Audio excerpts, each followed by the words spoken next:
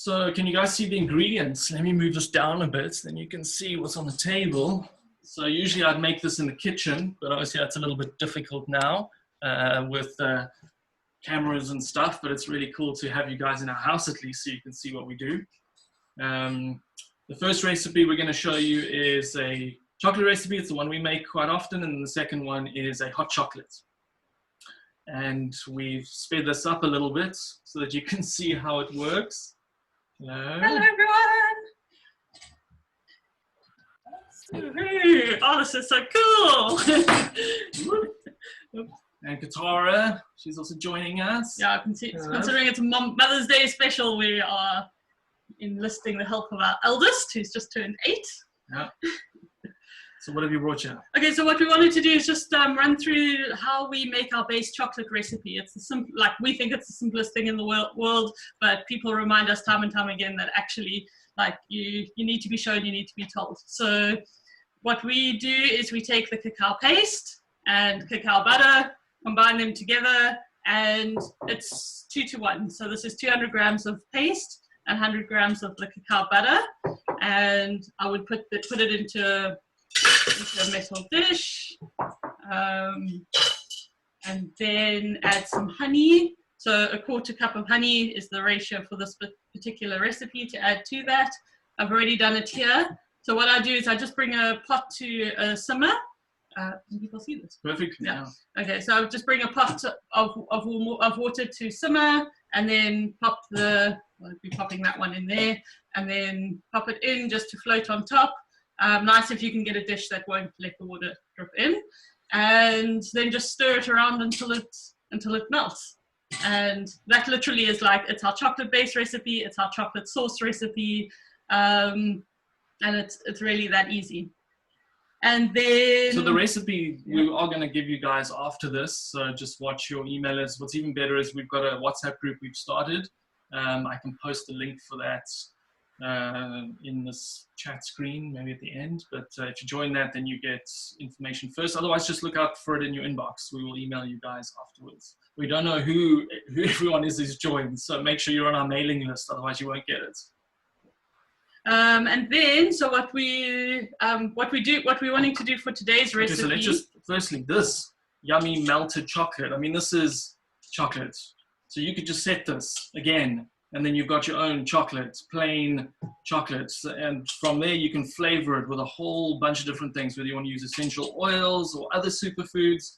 Our zero chocolate bar, which you can buy in stores, has got 20 different herbs and superfoods. My favorite way of using chocolate is to combine lots of medicinal herbs into it. Chocolate's a bit like a Corvette for nutrients. It allows the nutrients to get shunted into your cells more effectively. So whatever you mix with the chocolate is going to be absorbed better and be more medicinal and effective for you. Now, obviously, if it's sugar and milk, then that's terrible, which is what most people are getting. But now we have the opportunity of using chocolate for its real purpose, which is to upgrade your absorptive capacity of all these nutrients. So Katara, you're going to pour. So this is from friends of ours who have the company African Forest Medicinals. They make reishi tincture. Maybe you can share a little bit about what they do. And then Katara, in the meantime, you can. So what I've done is I've taken, in this case, 50 grams of goji berries. And what we do is we take the tincture and sprinkle it over a couple, like I would probably do, I don't know, like 10 squirts or something. 10 droppers full, just to soak the gojis in the tincture. Yeah, so my friend Archie, he's a wild forest man, one of my favorite people, and he missions out into the Knysna forest literally with a backpack and finds wild mushrooms, including wild reishi, Ganoderma lucidum, the correct reishi. And then he tinctures them in water and alcohol.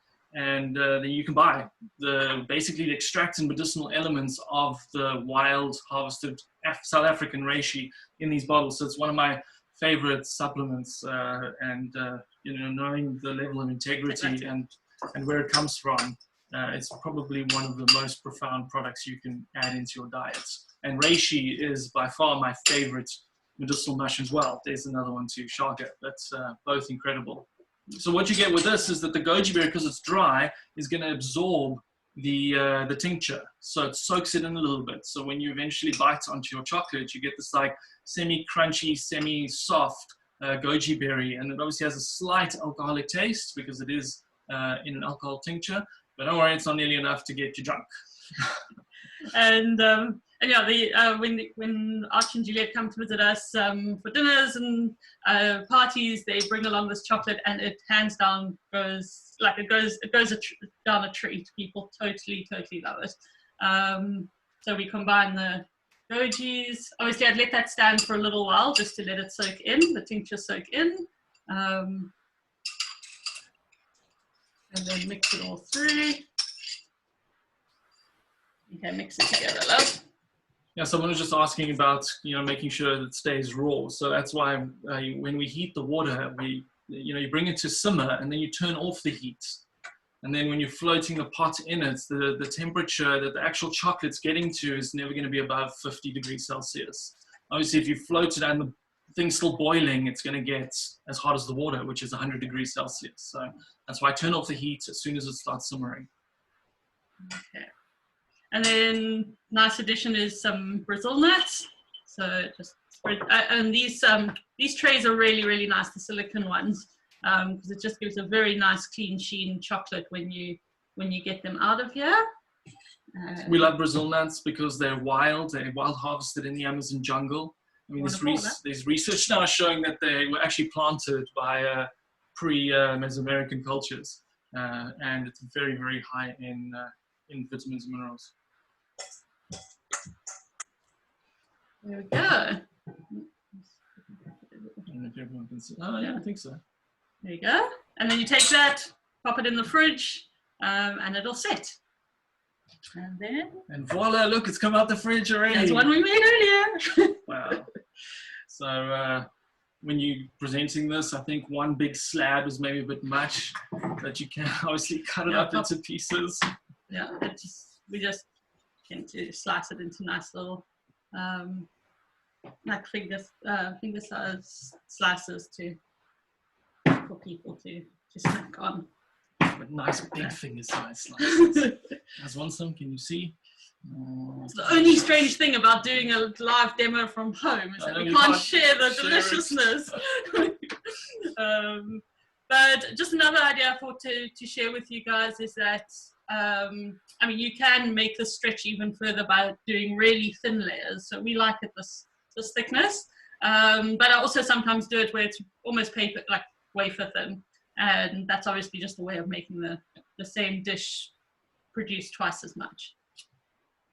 There are a few more questions people asking about this. Could you not use a double boiler to melt the chocolate? Yes, you definitely can. Again, if you can put your finger in the melting chocolate, the temperature's fine. If you put your finger in and that boil, that's too hot. How do you temper it? We don't. This is untempered chocolate when you make it at home. You're going to eat it within a few days, probably a few hours, so you don't need to have it tempered.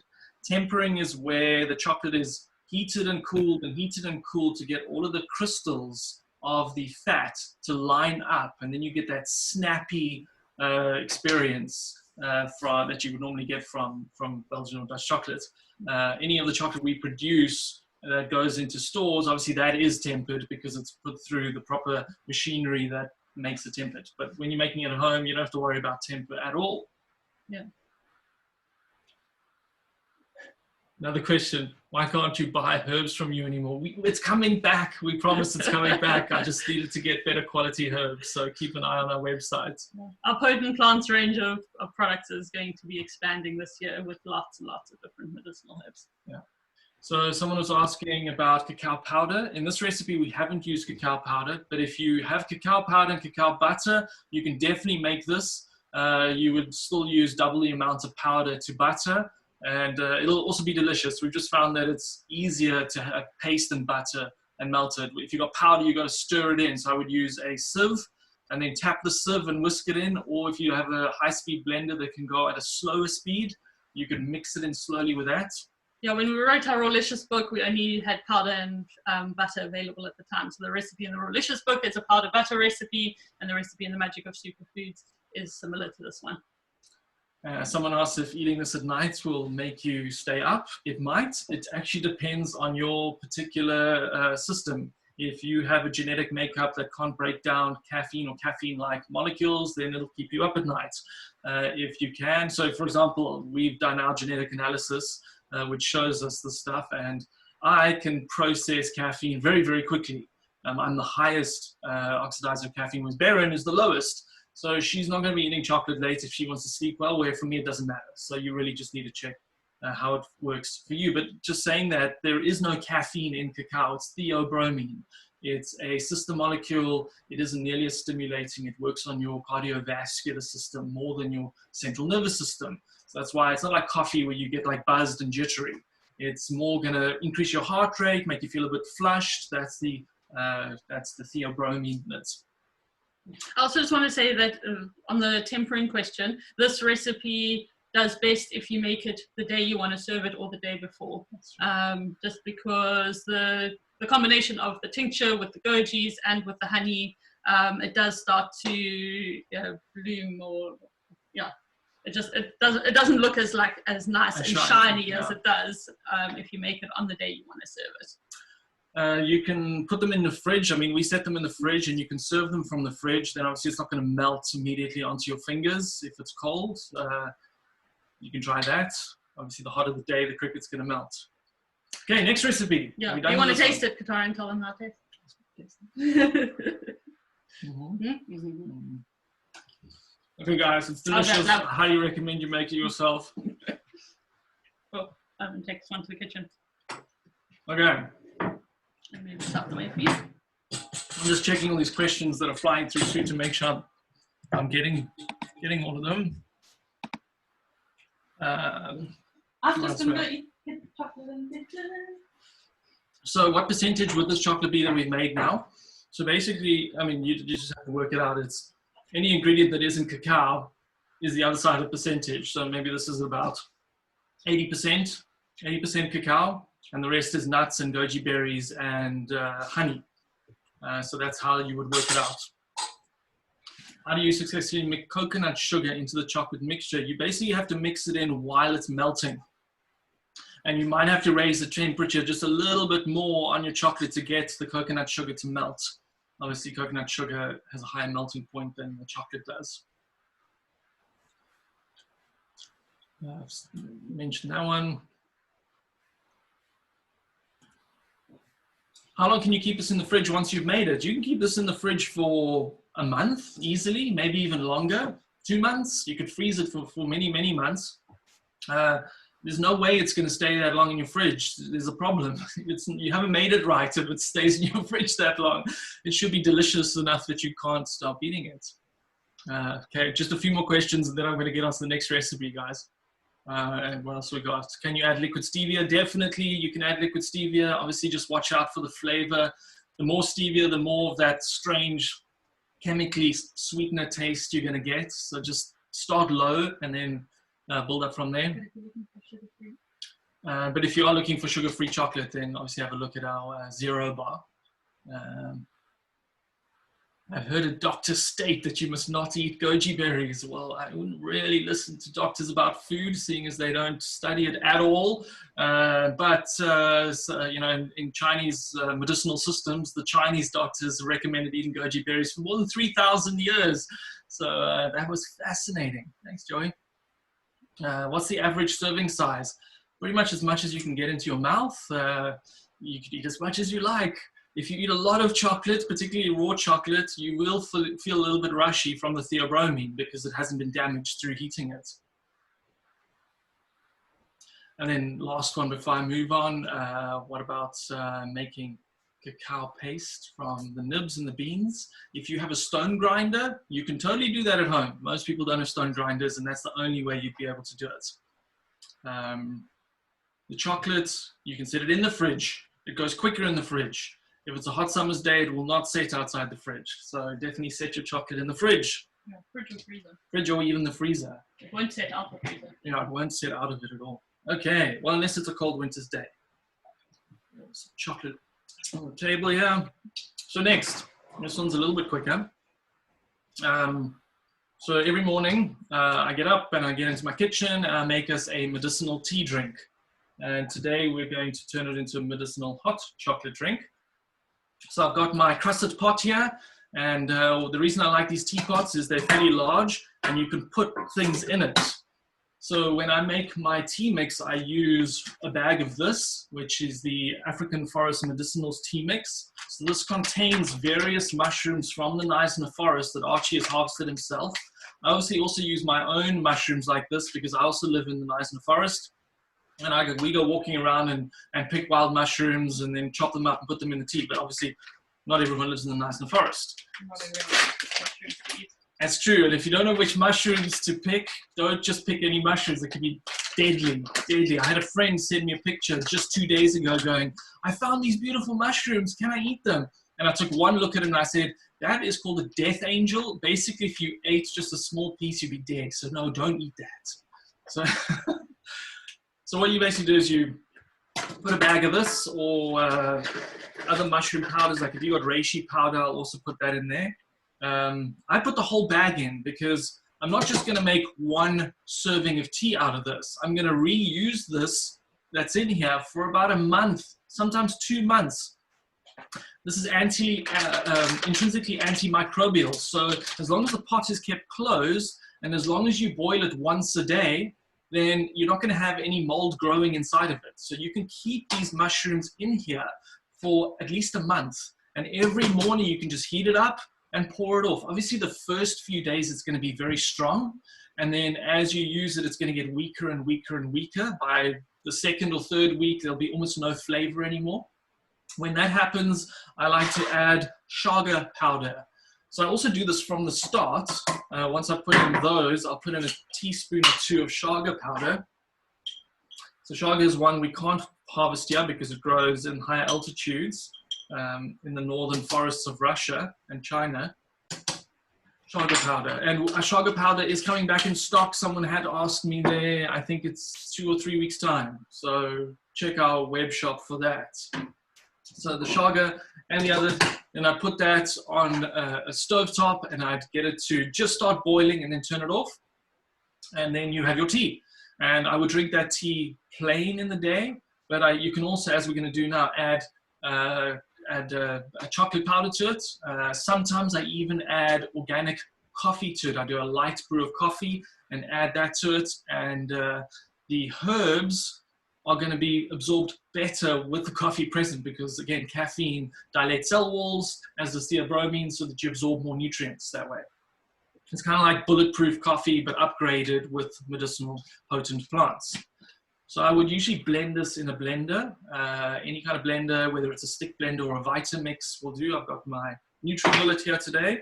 So what you would do is you get a tea strainer, because you don't want all the bits of mushroom going into your tea. So you can just strain it like this. There we go. And then you want to keep all the good stuff that's in here. Don't throw it away. Just open the lid and pop it back in again. Every time you use it, pop the stuff back in again, and you keep getting the good medicinal elements out of it. So that's a straight up tea. Then I would usually sweeten it. Well, not for myself, but for Katara. She loves honey. So I put honey in. Okay, so you can add a teaspoon or 2 of honey into that. There we go. And then if you want a chocolate tea, that's where our new cacao powder is perfect. It smells amazing. You can see that from there. Ooh, look at that. Lovely, dark, rich color. Yes. Let's pop a few teaspoons of that in, or actually just put it in. That's a lot of cacao powder. Well, I really like it at the moment. And I made it. Oh, that's right. Now, if you wanted milky, you could obviously add some kind of nut or seed milk. We've got some hemp seed milk here. Hemp seed milk is by far my favorite milk alternative because of its protein concentration and its omega concentration. So it's the ultimate superfood milk as far as I'm concerned. And we just pre-blended this up. Shelled hemp seeds are very easy to turn into milk with any kind of blender. Pop that in there. No, we just didn't want you to have to listen to the sound of the blender going in order to get that nice and smooth. You can also use coconut milk. Coconut milk is a lovely, lovely, creamy. Yes, definitely. Again, doesn't need a lot of blending. You get a mug. Oh, my, very good idea. Doesn't need a lot of blending because you've already pre-blended some of the ingredients.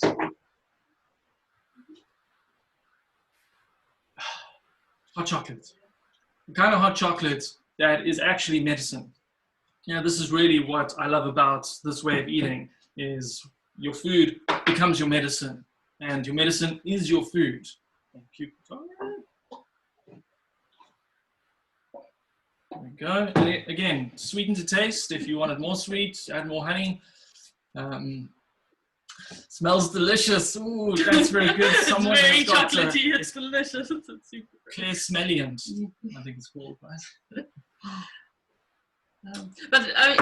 One of the reasons why we wanted to do this demo for you is that in December we had a workshop here, and we did this to a group of about 15 to 20 people, some of them who'd been following us for years, and they were just like blown away by this demo, which we think is such a simple one, but really getting the medicinal mushrooms in, having like understanding that you can make that one bag last a whole month, putting it in the pot and just bringing it to the boil every day. And you know, you can, some of our friends keep it in a big stainless steel pot on the stove top and do the same thing, and then just decant some off. And the other way that we often use it plain, like Peter said, or with the coffee, or as a hot chocolate, and you can use the same base for like a golden latte. So we demonstrated when people were here how you add a bit of honey, add some turmeric powder. You can even put in a little bit of black pepper and some coconut oil, and it's delicious as a golden latte. So it's so versatile, and what you're getting is like a base layer of like the immunity mushroom tea in every single day. Once it's cold, you can also decant it and use it as your water for smoothies as well. Oh, definitely. Yeah. So it's just so versatile. Someone was asking there, I said bring it to the boil once a day. Yes, we want to bring it to the boil. You don't have to keep boiling it though. Once this thing starts whistling, I turn it off immediately. You just want to heat it up. One of the reasons for that is that the mushrooms, to get the nutrients out of the mushrooms, it's actually quite hard to do. You lose a lot of them if you're just consuming them raw.